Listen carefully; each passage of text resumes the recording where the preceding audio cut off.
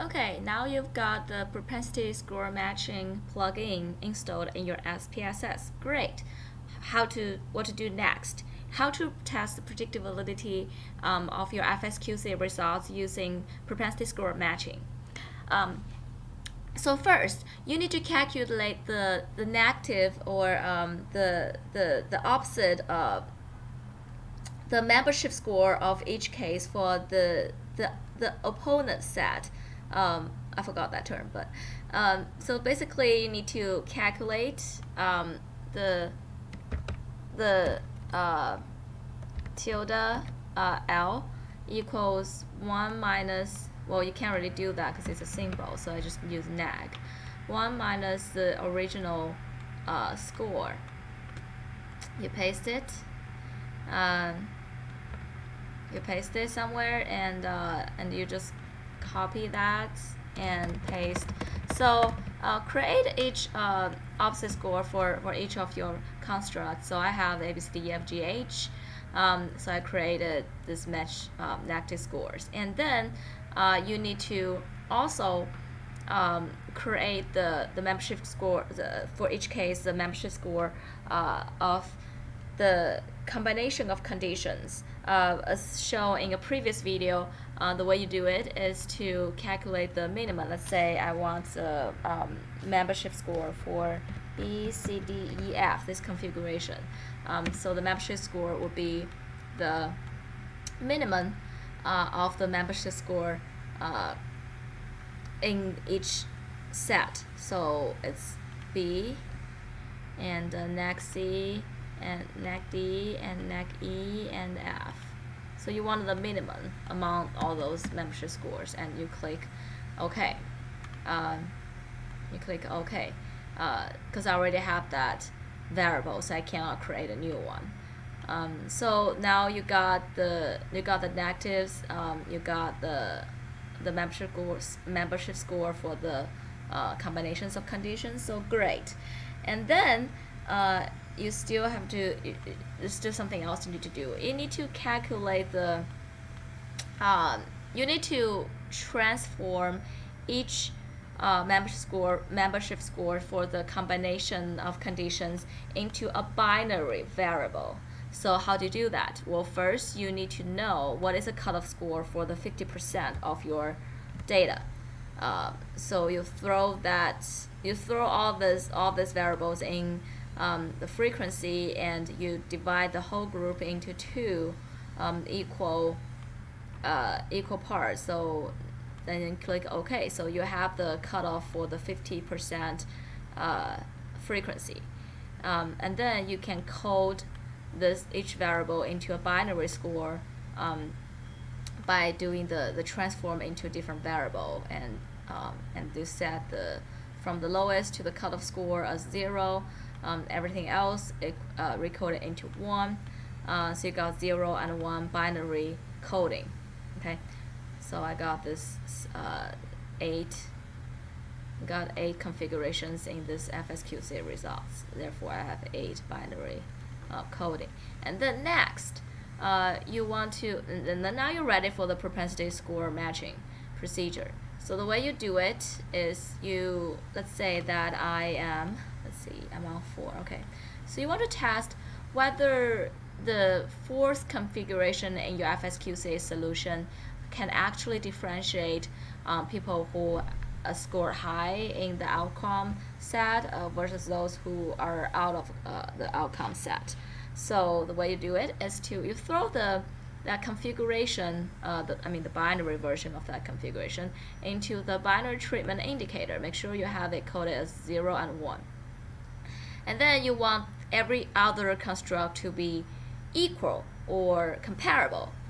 So because my first configuration is B, C, D, E, F, so I want A to be comparable between these two groups. I also want A, B, C, D, E, F, G, and H. I want all these variables to be comparable between these two groups. And some other settings. So this is called caliper.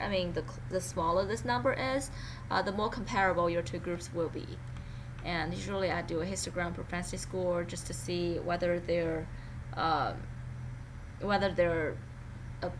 they approximate standard normal distribution.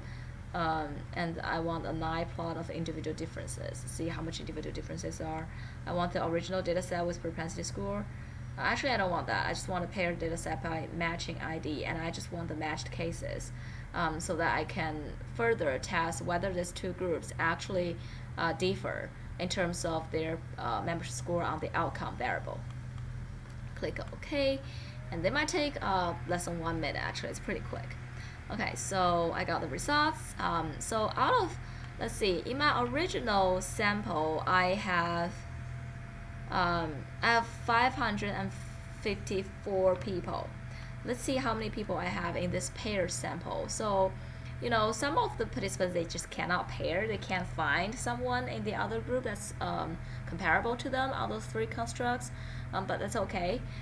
This results, this output should give you how many sample were matched, how many were not matched. So 247 were matched, and 31 in the control and treated group, they were not matched. So the total sample in my paired data set should be 494, right? Let's check that. So you see all these are 1, so the matched cases in control, that means these are matched cases. If it's 0, means it's unmatched cases, because in the output I request to show just only the matched cases. Therefore, this column they're all 1. So it's 494. See, 494 individuals in this sample. So that's great. And then now I'm ready to compare these two groups, the treatment group and the treated group and the control group, in terms of their membership score for the outcome construct. So I want their membership score here. Wait, did I do 1-4? No? Okay, I'm gonna do 1-4. I need to do 1-4. Let me just quickly back up a little bit. Okay, this is my original sample, and I need to do 1-4. I need to create 2 comparable samples using the propensity score matching method, based on their the constructs other than those included in C14. Let's see what 14 is. 14 is B, D, F, G, H. So I need to match them on A. Okay, and C. And basically every construct that's not included in this configuration. So A, C, A, B, C, D, E. I need to match them on E. F, G, H. Okay, B, D, F, G, H. Okay, great. And I want the caliper to be 0.1, so the two groups can be as matched as possible. Okay, click OK. And then I should have a new data set that's just the matched cases. Let's see how many cases are matched. We'll see the summary first. The summary will tell us how many cases were matched. So about, let's see, 492 cases were matched. Let's see whether that's accurate. 492. Yep, 492 cases were matched. Okay, and now I'm ready to go with the t-test. So they were matched. I mean, one is in they were grouped based on this variable. Group 1 was the treated group. 0 was coded for the control group, and we want to test them on the outcome. So you might want to use the original score instead of the calibrated score from your FSQCA procedure. Click OK. Let's see whether these two groups actually, after they were matched on all the other constructs, whether they still differ on the outcome variable, and the answer is no. Okay, so these two groups, they did not differ significantly on the outcome variable. So that's a bad thing. I actually don't want these results, but all my other configurations, they were pretty good. I don't know what happened here. B, D, F, G, H. So A, C, E, A, C, E. So these two groups, they were matched on A, C, and E.